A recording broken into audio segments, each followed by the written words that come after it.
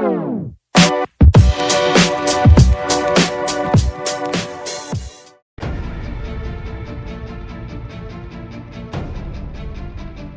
अब cosmic king Thor की अपनी मेन स्टोरी पर हम आ ही गए, जिसमें हमें आगे चलकर थैनोस के कुछ ऐसे राज पता चलेंगे जिनसे आज तक हर कोई अनजान है।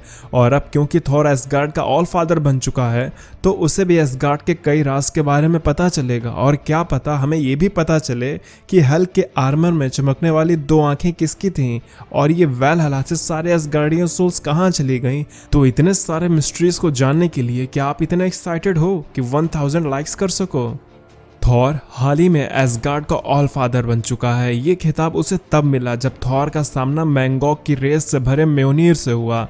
लेकिन ऑल फादर बनने के लिए थॉर ने एक कीमत चुकाई, एक ऐसी कीमत जो कि उसके फादर की डेथ से थी, क्योंकि ओडेन फोर्स तब तक थॉर को नहीं मिल सकती थी जब तक ओडेन जिंदा थे। लेकिन जब ओडेन मरकर वैलहल्ला पहुंचे तो वहां के गार्डन्स खाली थे, उसमें एक भी सोल नहीं बची थी। इसलिए ओडेन का मरने के बाद भी कोई ठिकाना नहीं था, तो वो थॉर के म्योनिर में आ गए और अब ओडेन म्योनिर में ही रहते हैं। लेकिन फिर थॉर का एक मॉन्स्टर से सामना हुआ, एक ऐसा मॉन्स्टर जिससे थॉर हमेशा से ही पीटना चाहता था।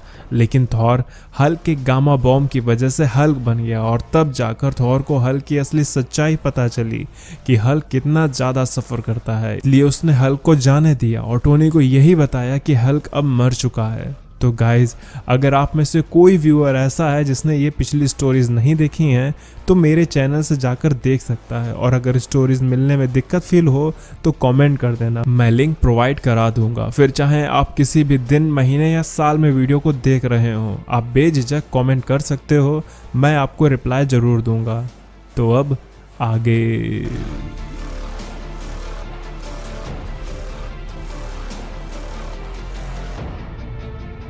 एक राजा अपने सिंहासन पर बैठा है और सोच रहा है अपने पिछले गुनाहों को जो उसने हाल ही में किए हैं। वो काउंट कर रहा है अपने पापों को जो उसने किए हैं। उसे डाउट है खुद के किंगशिप को लेकर कि क्या वो एक बेहतर राजा बन भी पा रहा है या नहीं। क्या कहीं उसकी वजह से उसके ही लोग सफ़र तो नहीं कर रहे हैं और उसे ना जाने कितनी और कीमत चुकानी होगी इस गद्दी पर बैठने के लिए। ये शान और शौकत दिखने में भले ही चकाचौंध भरी लगती है, लेकिन इस सिंहासन पर बैठने की कीमत उसे बैठने के बाद ही पता चलती है। तभी ओडिन बोलते हैं, मेरे बेटे तुम किस गम में डूबे हुए हो? इस उरू के टुकड़े में थॉर के पिता लॉक होकर रह गए हैं। वो ना तो खुद रेस्ट करते हैं ना थॉर को करने देते हैं। थॉर ने कहा, मैं बस बैठकर अपने गुनाहों के बारे में सोच रहा हूँ फादर। ओडिन ने कहा, तुम तो ऐसे सोच रहे हो जैसे तुम कोई छोटे बच्चे हो। उन सब बातों को सोचना बंद करो और आगे बढ़ो। मैंने तुम्हें ऐसे पागलपन करते हुए बहुत बार देखा है। थॉर ने कहा, लेकिन आपने कितनी बार मुझे पागल होकर बायफ्रॉस्ट को तोड़ते हुए देखा है? ओडिन ने कहा, वॉरियर मैडनेस में ना जाने तुमने कितनी ही चीजें बर्बाद की हैं। तो थॉर ने कहा, मुझे वो सब नहीं पता, लेकिन आज मेरी ही वजह से बायफ्रॉस्ट मेरे ही हाथों से टूटा है। ओडिन ने कहा, वो सब तुमने नहीं किया है मेरे बेटे, वो सब कुछ गामा मॉन्स्टर की वजह से हुआ था। और क्या तुमने वो कहावत नहीं सुनी है, काजल की कोठरी में कैसो ही सयान हो जाए, नेक लाज काजल की लागी है तो लागी है। मतलब तुम अगर बैनर जैसे मॉन्स्टर के साथ रहोगे तो तुम पे उसका असर आ ही जाएगा ना बेटे। ओडेन थॉर को तसल्ली देने की कोशिश कर रहे थे, लेकिन थॉर परेशान था। उसकी वजह से अब एसगार्ड के लोग वहां पर फंस कर रह गए थे। थॉर खुद को एक बेहतर राजा नहीं मान रहा था, लेकिन तभी वहां पर लोकी आ गया। उसने कहा, वाह मेरे भाई, तुमने तो सारी पार्टी अकेले अकेले ही कर ली, और तुमने इस जिराफ प्रिंटेड हैमर से क्या बात कर रहे हो? ओडेन ने कहा, उसकी इतनी हिम्मत कि उसने मुझे जिराफ कहा। थॉर ने कहा, मैं तो भूल ही गया था कि एक थ्रोन के लिए जितना जरूरी उसका राजा होता है उतना ही जरूरी एक मस्खरा भी होता है। अकबर के पास भी तो बीरबल था। तो बताओ मेरे भाई, तुम्हारा यहाँ जोटुनहाइम की बर्फीली सर्दी को छोड़कर कैसे आना हुआ? और हाँ, अपने शब्दों को थोड़ा सोच समझ कर बोलना, क्योंकि मैं भी मजाक के मूड में बिल्कुल नहीं हूँ। जिस पर लोकी ने कहा, मैं तो बस यहाँ अपने रेगुलर चेकिंग के लिए आया था कि मैंने जहाँ पर ब्लेक को छोड़ा है वो वहीं पर है भी या नहीं। अब हम देखते हैं डोनाल्ड ब्लेक को, जिसे थॉर ने लोकी को सौंपा था कि एक ऐसी सजा देने के लिए जिसके लिए वो जिम्मेदार था। पर थॉर को यह नहीं पता था कि डोनाल्ड ब्लेक कहाँ पर है और उसे लोकी ने कौन सी सजा दी है। ये चीज थॉर ने ही लोकी को बताने से मना की थी, पर डोनाल्ड को जो सजा दी गई है वो बहुत भयानक है। उसे एसगार्ड के कैटाकॉम्स के अंदर बेड़ियों से बांध दिया गया है और उसकी निगरानी के लिए एक सरपेंट को वहां पर छोड़ा गया है जिसका जहर डोनाल्ड की आंखों पर हर कुछ देर में गिरता रहता है और उसे जलाता रहता है। थॉर ने लोकी से पूछा, मैं कई बार ये सोचता हूँ कि आखिर तुमने उसे कौन सी सजा दी है। लोकी ने कहा, यह बात आपने मुझे ही बताने को मना की थी और आप ये अच्छे से जानते हैं कि अगर मैं आपको बताऊंगा तो वो झूठ ही होगा और अब मैं कोई गॉड ऑफ लाई तो हूँ नहीं, इसलिए बेहतर यही होगा कि आप मुझसे ब्लेक के बारे में कुछ भी ना पूछें। उसे मैंने उसके किए की अच्छी सजा दे रखी है। थॉर आगे कुछ पूछ पाता तभी ओडिन कहते हैं, बेटे ये सब बहुत हो गया, तुम इन चीजों के बजाय बाकी की चीजों पर ध्यान क्यों नहीं देते, तुम्हें प्रायोरिटीज पर ध्यान देना होगा। थॉर ने कहा, बाइफ्रॉस्ट टूट गया है। लोकी ने कहा, हाँ मैंने सुना है कि कैसे एसगार्ड के राजा ने मजे मजे में बाइफ्रॉस्ट को तोड़ दिया। वैसे तुम चाहो तो अपने म्योनिर से भी कहीं भी आ जा सकते हो, लेकिन तुमने तो अपने ही लोगों को एसगार्ड पर फंसा कर रख दिया है। अगर किसी तरह की इमरजेंसी आ गई और तुम यहाँ पर नहीं हुए तो ये बेचारे एसगार्डियन यहाँ से कैसे कहीं और जाएंगे। थॉर ने कहा, रेनबो ब्रिज मिथ्स और मैजिक से बना है और मेरे भाई तुम इन दोनों ही चीज़ों में बेहतर हो, तो क्या जुटनहाइम वापस से इस रेनबो ब्रिज को बनाने में मदद करेगा? और हाँ, मैं तुम्हें उसका कलर चुनने की पूरी आज़ादी दूंगा। लोकी ने कहा, तुम्हें बाइफ्रॉस्ट चाहिए और मैं एक फ्रॉस्ट जाइंट हूँ, तो मेरा फेट इससे जुड़ा हुआ है, मैं आखिर मना कैसे कर सकता हूँ।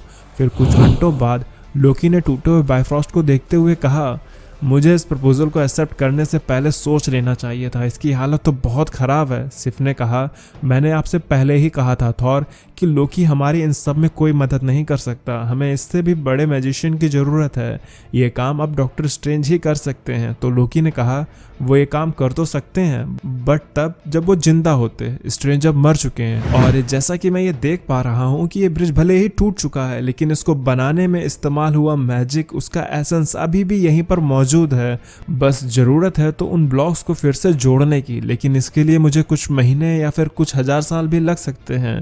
थॉर ने कहा, मतलब तब तक के लिए एसगार्ड बाकी दुनिया से कटा हुआ रहेगा। लोकी ने कहा, वेल मैंने ऐसा तो नहीं बोला था, आप जानते हो भाई कि एसगार्ड से जाने के लिए सिर्फ बाइफ्रॉस्ट ही एकमात्र रास्ता नहीं है, आप चाहो तो इसमें मिडगार्ड की टेक्नोलॉजी को भी शामिल कर सकते हो और उसे अपने स्टैंडर्ड के मुताबिक बनवा सकते हो। जिसपे थॉर ने कहा, मुझे पता है कि मिडगार्ड की टेक काफी अच्छी है लेकिन मुझे एसगार्ड पर कुछ उसका ही चाहिए। लोकी ने कहा, मैं समझ गया कि आपको ओरिजिनल मैजिक से बना ब्रिज चाहिए, तो मैं कुछ कर सकता हूँ, मैं देखता हूँ कि इसमें लिम्बो वाली हमारी क्या मदद कर सकते हैं। इतना कहकर लोकी एक पोर्टल खोलता है जिसमें से एक मॉन्स्टर बाहर निकलता है।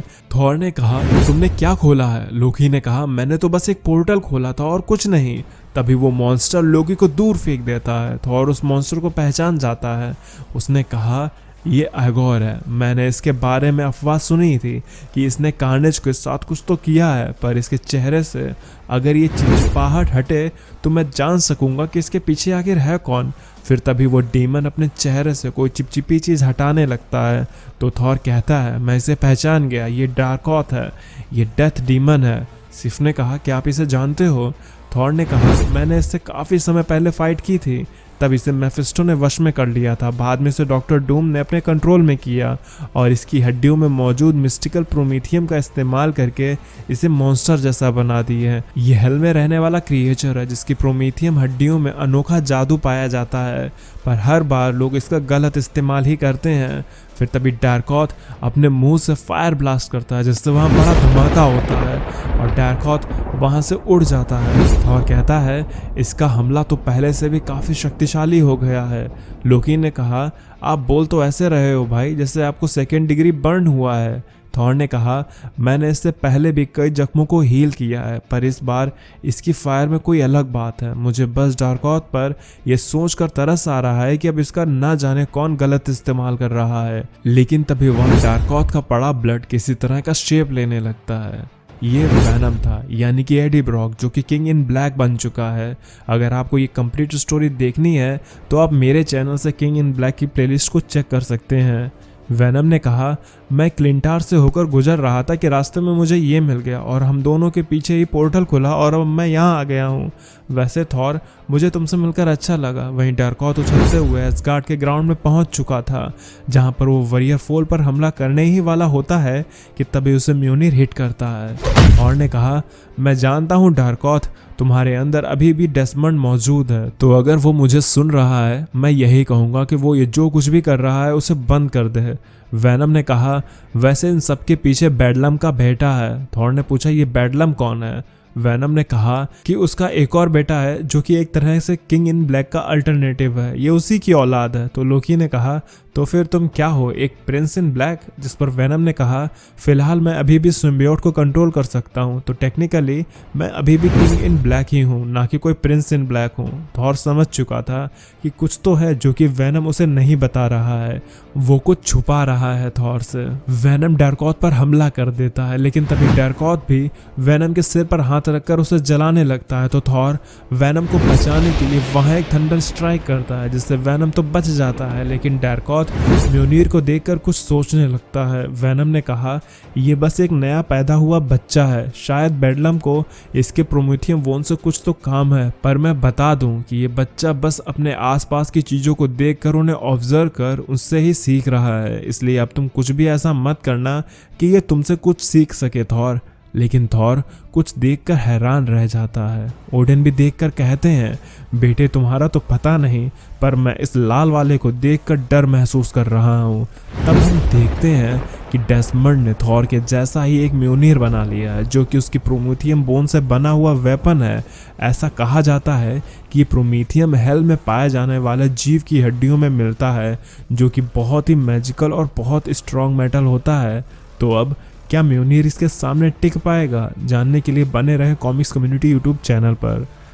तो अगर वीडियो पसंद आई हो तो लाइक कर देना, चैनल पर नए हो तो सब्सक्राइब कर देना। अब मैं चलता हूँ, बाकी की वीडियोस पता नहीं क्या कहते हैं, भूल गए, बहुत जोर नींद आ रही है। बाय, खुश रहें, कुछ ऐसा बोलते हैं।